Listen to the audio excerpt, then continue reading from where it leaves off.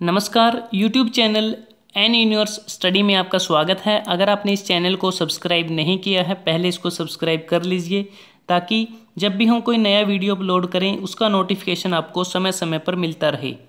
आप इसके Facebook page N Universe Study को भी ज्वाइन कर सकते हैं।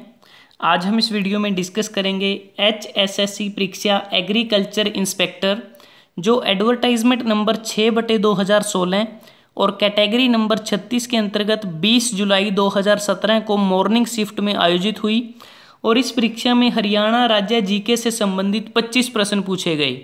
आज हम इस पार्ट 1 में पहले 12 प्रश्न को डिस्कस करेंगे, बाकी प्रश्नों को पार्ट 2 में डिस्कस करेंगे। शुरू करते हैं। पहला प्रश्न, पानीपत की दूसरी लड़ाई किस वर्ष में लड़ी गई थी?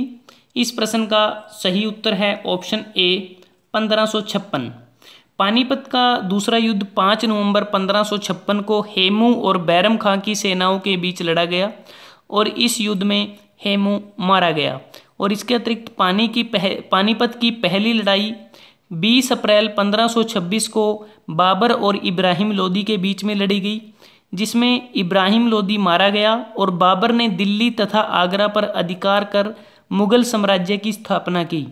और पानीपत का तीसरा युद्ध 14 जनवरी 1761 को पानीपत से 8 किलोमीटर दूर काले अम्ब नामक स्थान पर मराठों और अहमद शाह अब्दाली के बीच लड़ा गया, जिसमें मराठे बुरी तरह से पराजित हुए। अगला प्रश्न है, कब हरियाणा राज्य की स्थापना हुई? इस प्रश्न का सही उत्तर है ऑप्शन बी 1 नवंबर 1966। हरियाणा राज्य की स्थापना 1 नवंबर 1966 को हुई थी। पहले यह प्रदेश पंजाब का एक भाग था, परंतु 1 नवंबर 1966 को इसे अलग से पूर्ण राज्य घोषित कर दिया गया। हरियाणा के गठन के समय 7 जिले थे: अंबाला, करनाल, रोहतक, महेंद्रगढ़, हिसार, जींद और गुड़गांव। वर्तमान में गुड़गांव का नाम गुरुग्राम है। हरियाणा में वर्तमान में 22 जिले हैं। 22वां जिला चरखी दादरी 16 नवंबर 2016 को बना। और वर्तमान में प्रशासन की सुविधा की दृष्टि से हरियाणा को 6 मंडलों में विभाजित किया गया है: अंबाला, रोहतक, हिसार, गुरुग्राम, करनाल और फरीदाबाद 2 नए मंडल हैं। रोहतक मंडल के अंतर्गत सर्वाधिक जिले आते हैं। हरियाणा में 72 उपमंडल हैं, 93 तहसील हैं, 50 उप तहसील हैं, 140 ब्लॉक हैं, 154 कस्बे हैं, 6212 पंचायत हैं और 2011 की जनगणना के अनुसार 6841 गांव हैं, 119 पंचायत समिति हैं, 21 जिला परिषद हैं और 21 नगर पालिका परिषद हैं। और हरियाणा में लोकसभा सीटों की संख्या 10 है और विधानसभा सीटों की संख्या 90 है। 90 विधानसभा की सीटों में से 17 सीटें अनुसूचित जाति के लिए आरक्षित हैं। अगला प्रश्न है, फरीदाबाद जिला रिक्त स्थान में से बनाया गया था। इस प्रश्न का सही उत्तर है ऑप्शन बी गुड़गांव। 15 अगस्त 1979 को गुरुग्राम जिले से अलग होकर हरियाणा का 12वां जिला फरीदाबाद बना था और आज फरीदाबाद अपने उद्योगों के लिए प्रसिद्ध है।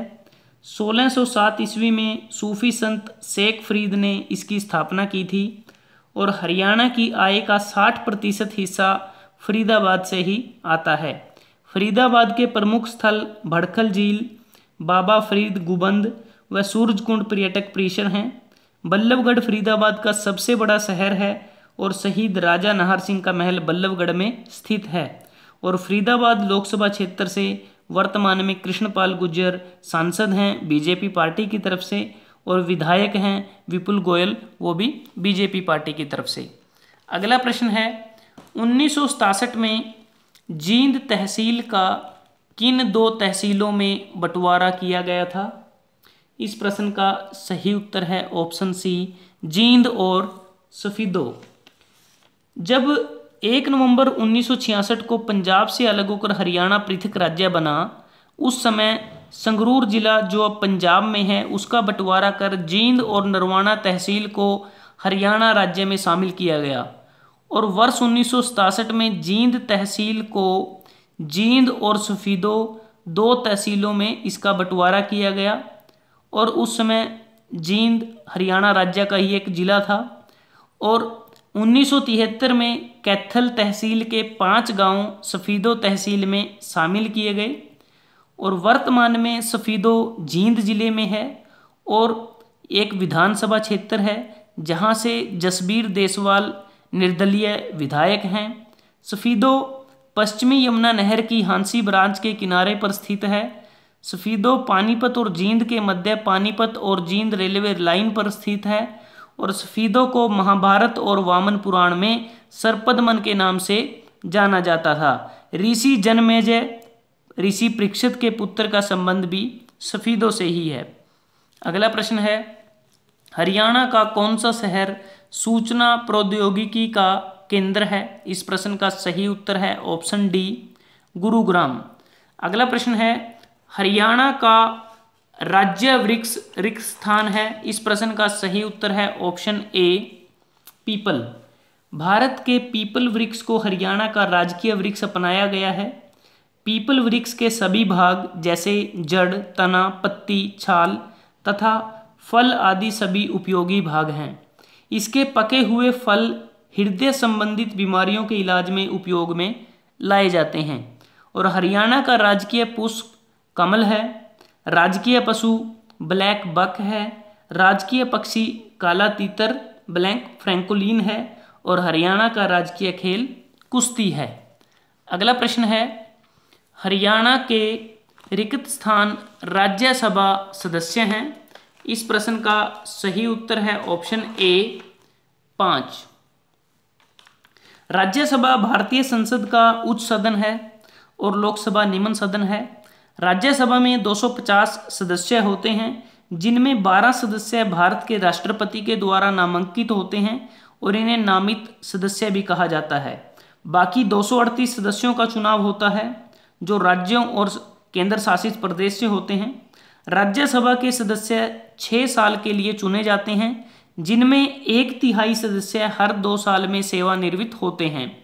भारत का उपराष्ट्रपति राज्यसभा का सभापति होता है और राज्यसभा का पहला सत्र 13 मई 1952 को हुआ था और हरियाणा राज्य में राज्यसभा की 5 सीटें आवंटित हैं जिनमें से 2 सीटों पर कांग्रेस के सांसद हैं कुमारी शैलजा और सादीलाल बत्रा। 1 सीट पर बीजेपी सांसद हैं चौधरी वीरेंद्र सिंह। 1 सीट पे इंडियन नेशनल लोकदल के सांसद हैं रामकुमार कश्यप और 1 सीट पे निर्दलीय सांसद हैं डॉक्टर सुभाष चंद्रा। अगला प्रश्न है, रिक्त स्थान हरियाणा के वन विभाग की अध्यक्षता करने वाली देश की प्रथम महिला है? इस प्रश्न का सही उत्तर है option B, Amarinder Kaur. Amarinder Kaur 1983 batch की Indian forest service officer IFS है। 1 नवंबर 2015 को हरियाणा के वन विभाग की अध्यक्ष बनते ही ये देश की प्रथम महिला बन गई जो वन विभाग की अध्यक्षता कर रही हैं, मतलब कि इस पद पर कार्य करने वाली देश की प्रथम महिला बनी। अगला प्रश्न है, संवाग एक लोक नाटक की जड़ें रिक्त स्थान तक खोज निकाली जा सकती हैं? इस प्रश्न का सही उत्तर है ऑप्शन डी, किशनलाल भट्ट। किशनलाल भट्ट को हरियाणा का प्रथम संवांगी भी माना जाता है और ये मेरठ निवासी थे। हरियाणा में लोक नाटक या संवाग की परंपरा बहुत पुरानी है। प्रारंभ में नाटकों का मंचन खुले में होता था जिसमें दर्शक चारों ओर बैठ जाते थे। संगीत, नृत्य, कविता और वाक के सम्मिश्रण को नाट्य कहा जाता था। हरियाणा का संवाग पुरानी परंपराओं का अनुसरण करता है और प्रदर्शन की अत्यधिक लोकप्रिय किस्म खुला मंच तकनीक पर आधारित है। यह 20 से 30 कलाकारों की सर्वपुरुष सांस्कृतिक मंडली होती है जिसमें निर्देशक, निर्माता, संगीतज्ञ और कलाकार शामिल होते हैं और लिंग के पृथक्करण के कारण महिलाओं की भूमिका भी पुरुषों द्वारा निभाई जाती है।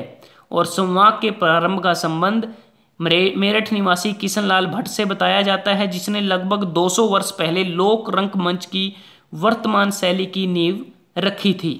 अगला प्रश्न है, ऋग्वेद में हरियाणा का नाम क्या था? इस प्रश्न का सही उत्तर है ऑप्शन ए, राज हरियाणा। ऋग्वेद भारत की ही नहीं संपूर्ण विश्व की प्राचीनतम रचना है। इसकी तिथि 1500 से 1000 ईस्वी पूर्व मानी जाती है। ऋग्वेद सनातन धर्म अथवा हिंदू धर्म का स्रोत है। इसमें 1028 सूक्त हैं जिनमें देवताओं की स्तुति की गई है। इसमें 10 मंडल हैं और कुल 10,580 ऋचाएं हैं। अगला प्रश्न है, रत्नावली किसने लिखी थी? इस प्रश्न का सही उत्तर है ऑप्शन डी, हर्षवर्धन। हर्षवर्धन पुष्यपति वंश के राजा प्रभाकर वर्धन के पुत्र थे और इनका जो जीवन काल है वो 589 से 647 ईस्वी तक रहा और इनका जन्म थानेसर में हुआ था और ये अंतिम हिंदू सम्राट थे जिन्होंने उत्तरी भारत में एक सुदृढ़ साम्राज्य स्थापित किया। हर्ष साहित्य और कला के पोषक थे और स्वयं एक पंडित थे। वीणा भी ये बजाते थे और उनकी लिखित 3 नाटिकाएं नागानंद, प्रियदर्शिका और रत्नावली संस्कृत साहित्य की अमूल्य निधियां हैं। अगला प्रश्न है, सुप्रसिद्ध हिंदी कहानीकार विशंबर कौशिक का जन्म कहाँ हुआ था? इस प्रश्न का सही उत्तर है ऑप्शन ए, अंबाला। विशंबर नाथ कौशिक का जन्म 1891 में अंबाला में हुआ था। इन्होंने हिंदी, संस्कृत, उर्दू और फारसी की प्रारंभिक शिक्षा कानपुर में प्राप्त की। पहले इनकी रुचि उर्दू में अधिक थी लेकिन 1909 से वह हिंदी के प्रति रुझान रखने लगे। आचार्य द्विवेदी की प्रेरणा से इन्होंने कुछ बंगला कहानियों का अनुवाद भी किया है। 1913 में सरस्वती पत्रिका में इनकी कहानी रक्षाबंधन प्रकाशित हुई। इनके प्रमुख कहानी संग्रह चित्रकला, मणिमाला, कलोल हैं। प्रमुख उपन्यासकार माँ और भिखारिणी हैं। इनकी प्रारंभिक पुस्तकें भीष्म और गल्प मंदिर हैं। राजपुतन की जीवनी और रूस की महारानी जरीना का जीवन चरित्र भी कौशिक जी ने लिखा और आपकी कहानी ताई हिंदी की सर्वश्रेष्ठ कहानियों में से एक है। ताई कहानी में नारी की मनोवृत्ति का सफल चित्रण किया गया है और आधुनिक हिंदी कहानी के विकास में इन्होंने महत्वपूर्ण स्थान प्राप्त किया। वह आधुनिक हिंदी कहानी निर्माताओं में से एक थे और इनका निधन 1945 में हुआ था। दोस्तों, अगर आपको ये वीडियो अच्छा लगा आप इसको लाइक कर सकते हैं, शेयर कर सकते हैं अपने दोस्तों के साथ, स्टूडेंट्स के साथ और एन यूनिवर्स स्टडी को सब्सक्राइब करना ना भूलें। जल्द ही हाजिर होते हैं पार्ट 2 लेकर। तब तक के लिए धन्यवाद। आपका दिन शुभ रहे।